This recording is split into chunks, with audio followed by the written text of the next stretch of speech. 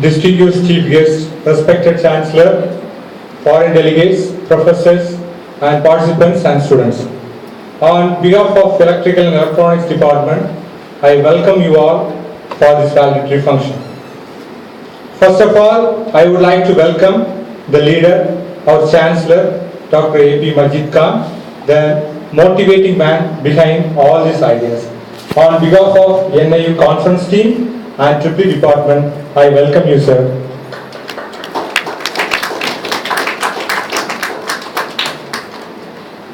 Next, I would like to welcome the guest of honor, that is chief guest of this occasion, Sri S. Kalirajan, Additional Chief Engineer, Nuclear Power Corporation India Limited, Kudangulam.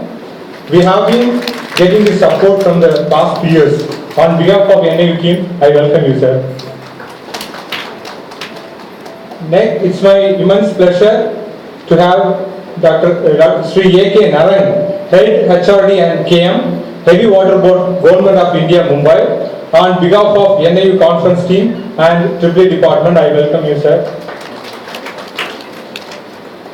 Next, I would like to welcome the director, Dr. K. Janardhanan, who gave his full support in all of the areas. On behalf of NIU team, I welcome you, sir. Next, I would like to welcome our conference chair, head of the department, our EEE department, Dr. L. Padma Suresh, who took a great effort in making this conference team a great success. On behalf of our gratitude, I welcome you, sir. I also welcome my fellow colleague Anita Janak Mary, who is going to give a vote of thanks in this evening.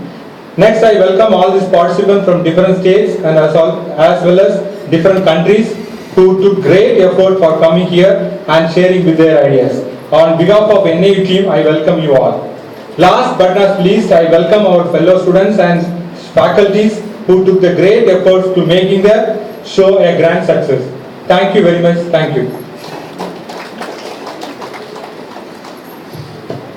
Thank you, sir, for laying the carpet, and welcome to all the dignitaries. A man is but the product of his thoughts. What he thinks, he becomes. Sri S. Kalirajan, a man who is successful in his thoughts, hence his field is Additional Chief Engineer, NPCI at ISR Kodangulam. With all due respect, may I have him for the Chief Guest address.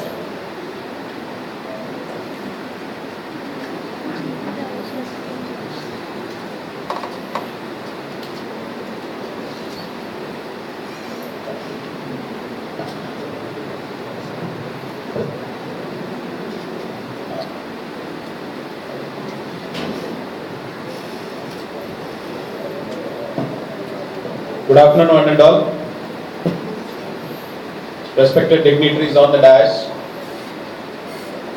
and off the dais, the scholars who have come from various countries and various states. It's my honor to be here. Of course, this stage is not new for me. I have been coming to this university campus on many occasions, but this is a different occasion, a valedictory function for a conference. I was just thinking, I'm not a circuit branch engineer, I'm basically a civil engineer. But I was just thinking, am I the fit person to be here as a chief guest for the valedictory function? But if you look into the industry standards today, whatever branch of engineering you study is a question of giving you passport only to get the job. But when you get into the industry, it is all the more important to know about all the branch of engineering, at least the basic knowledge. So the industry where I am working, which is a nuclear power industry, does not distinguish whether you are a civil engineer or a mechanical engineer or an electrical engineer. We need to know at least the basics of all kinds of engineering. Otherwise, it is difficult to run a plant like big nuclear power plants. So that way, I felt once again happy to be here yes, I am also one of the suitable person to be here. Well, a conference like this brings many people together, many ideas together, many innovations together. And when such kind of gathering takes place, we have option, we have real opportunity for a great amount of collaboration. When we talk about collaboration, it can lead to a great change in the technological arena if it is properly utilized. We can always think that we are in a nutshell, in a shell, if we are working within a university campus or a college campus. But these kind of conferences really brings forth a networking opportunity for whomsoever attends this kind of conferences. You will be able to reach out to the people of your own ideas or people of your own area of interest, anywhere in the globe. So try to use that. Don't leave anybody untouched after today. If you have met 100 people in this conference, be in touch with all the 100 people. And today the internet facilities are very good, mail facilities are available. Be in touch with all these 100 people who have attended. Whether directly or indirectly, immediately they may not be of any help to you. But I am sure with the growing industry demand, government looking at GDP growth of 9, India is looking for a great amount of development. And in that development, it is not possible that if I take a stand, alone I will be doing, it is not possible. We all have to join together, join our hands with the global partners, with the global technological frontiers. So for that particular reason, I am sure all of you will be the forerunners in bringing forth new technologies to India. All of you know that our Honorable Prime Minister already has announced a big scheme like Make in India. And unfortunately today, the exodus to US for doing IT jobs have come down. And that is adding to the strength of India. Otherwise we were draining our brains through US postings. So it is fortunate today that we have all the brains, good brains in India, and I am sure Make in India will not be a dream anymore. In the forthcoming decade, India will certainly shine with all of your participation in the industrial growth. And for that, innovation is very important. When I say innovation, what do we understand by innovation? That is more, specific understanding we need to have. Anything new does not come under the framework of innovation definition. If we do innovation and it doesn't have any social value, probably it can be eliminated from the definition of innovation. So unless we create some impact, unless we can contribute to the social benefit through our innovation, we cannot classify our product as an innovated product. Friends, all of you must have heard about IQ, intelligence quotient. It is in the last 1 decade, many of us would have come across IQ, what is your IQ level testing. Many things are available online. And once the IT industry came into the being, the IQ has become little bit modified, and they called it as EQ, emotional quotient. See, IT industry one way is good, they bring in new terminologies, and the terms looks very attractive. But emotional quotient could not sustain for a longer period. IQ anyway is not there now, and emotional quotient also could not sustain for a longer period. Then what is that now prevailing in the industry? It is the social quotient. So IQ has become EQ, EQ has become SQ now. So what do we mean by social quotient then?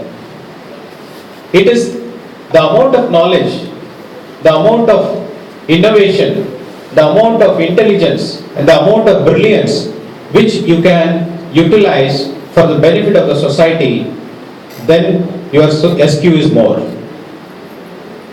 And today industry is looking for that. Suppose you go and work in automobile industry, bringing in a new innovation, but that is not appreciated by the users, there is no use.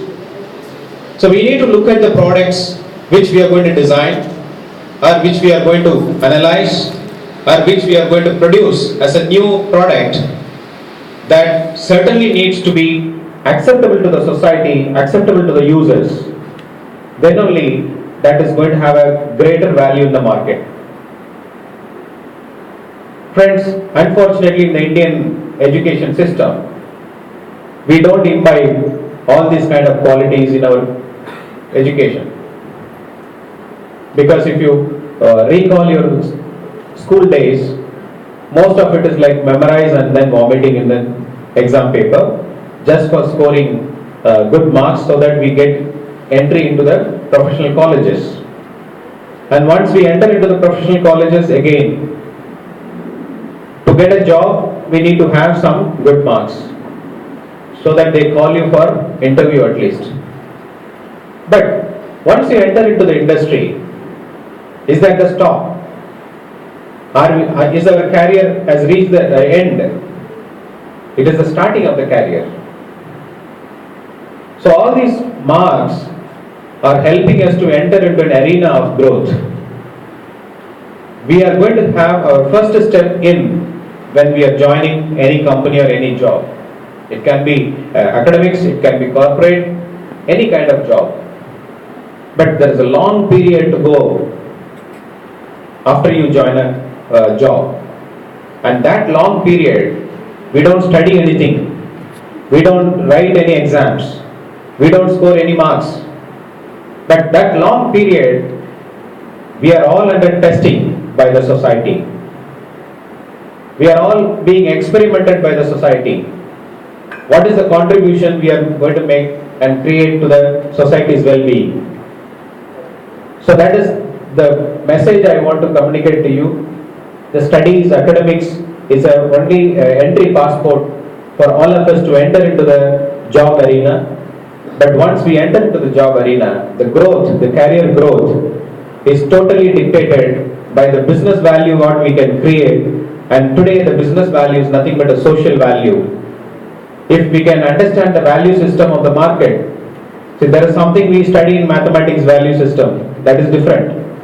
But today, once you get into any job, the business value which as an individual you can create and contribute to that company, either it can be an academic institution or it can be a corporates or it can be a government institution. As long as we are able to contribute to the development of the business value of the company, which in turn talks about social implications or social usage for that company, we will be successful. And to go up the ladder in your career, that is what is going to help. So to that, you want to reach up to that level, it is very important to cultivate a habit of analyzing, to cultivate a habit of asking questions.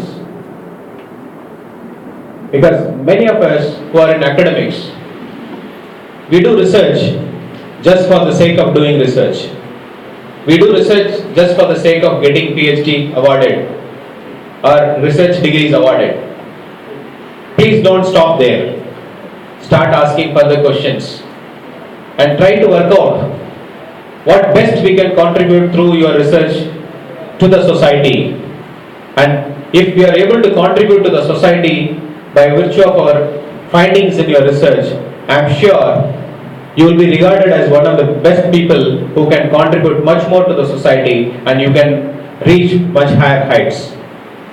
So friends, today our Mother India is looking for contribution from each and every one of you. Achieving a GDP growth of 9 is not a simple, easy job. Every one of us have to put in our efforts in all the areas. As I told you in the beginning, no engineering student or engineer can perform alone with his own domain knowledge. Every one of us have to have a basic knowledge about